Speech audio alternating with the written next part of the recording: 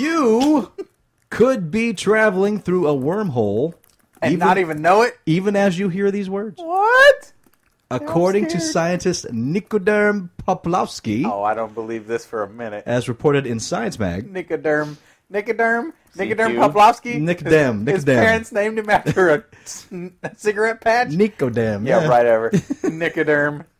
I am Nicoderm Stopsmokeski. What's your name? Nicoderm Stopsmokeski.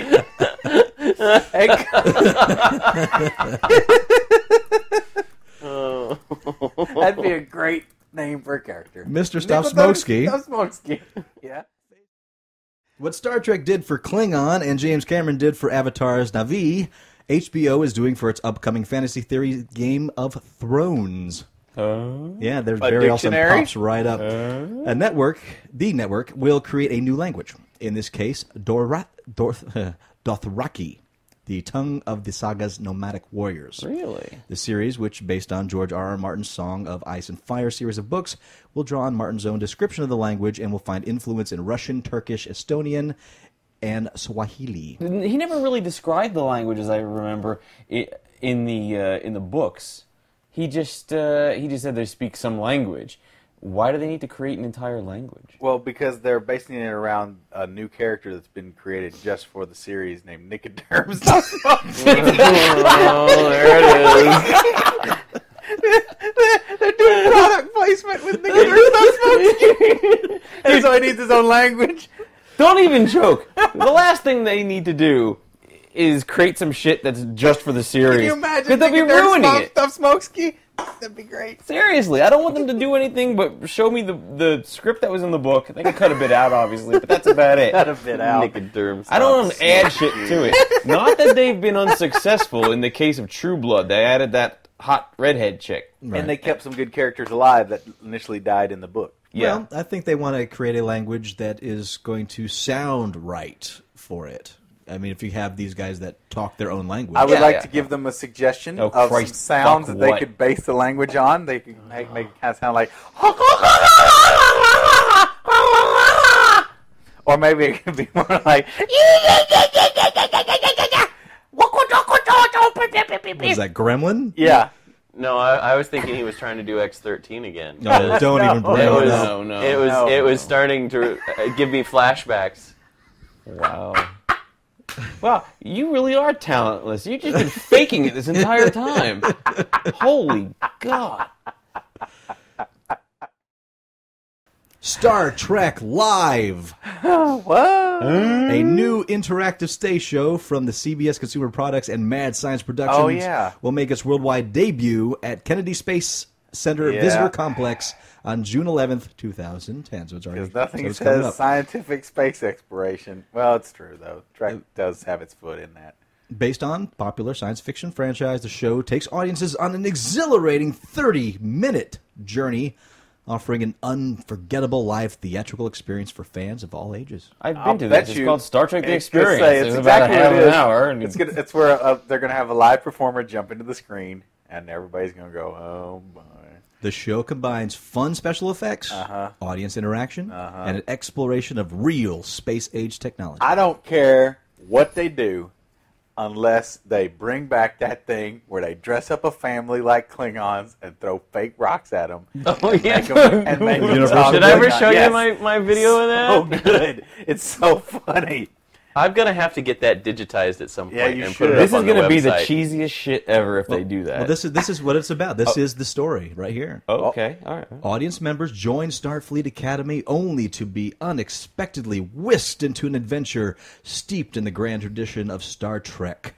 Star Trek Live combines cutting-edge special effects, unmatched audience interaction, cool science, on-screen appearances from Captain Kirk and Spock themselves to create an exhilarating and unforgettable theatrical experience. Eager to learn from Starfleet's best and brightest, our cadets assemble, anxious to prepare for their first day of the Academy. As we're introduced to the Academy, the Earth itself comes under attack from a renegade Romulan, leaving the fate of the future itself in the hands of our cadets. Which Kirk and Spock?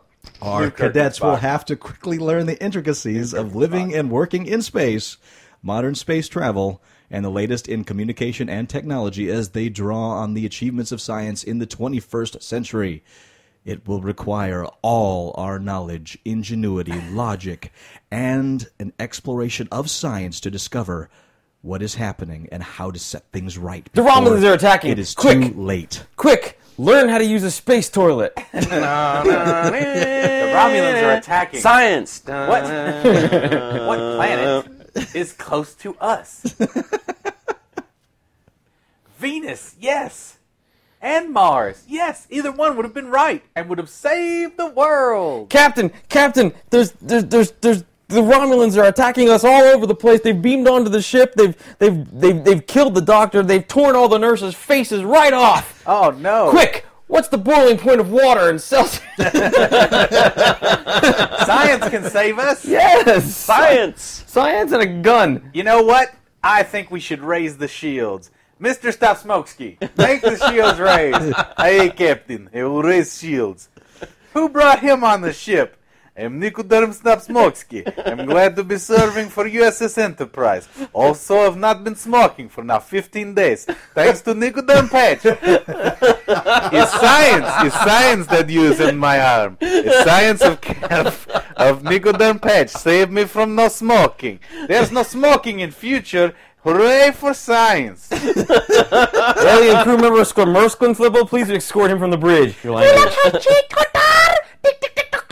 And that's where it falls apart as the language.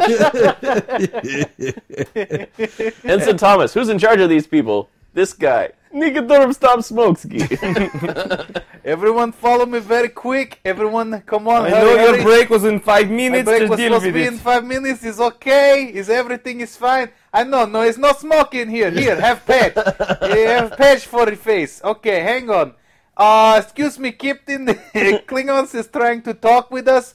They want to say they have a big shipment of cools that they're trying to get through the neutral zone. I say we shoot them up because the smoking is bad. Blow the cools, Captain. You will not destroy my shipment of cools. I will pass this carcinogen through the neutral zone, and no one will stop me. Wahahaha. Fool, you will regret defying me. But damn you and your And my- science and knowing the boiling point of water. And my delicious low tar flavor. Look, Captain, he's low tar. Low tar is acceptable. Oh, he's got menthol. His 12-step program. Menthol is too delicious to resist. Help me, Captain. Oh my god. A global survey of 23,000 adults in 22 countries by Ipsos showed that 20% of the people polled believed not only that aliens exist, but they also live in our midst disguised as humans. That's pretty. That's 1 in 5 people. That's 23,000 adults, 1 in 5 people.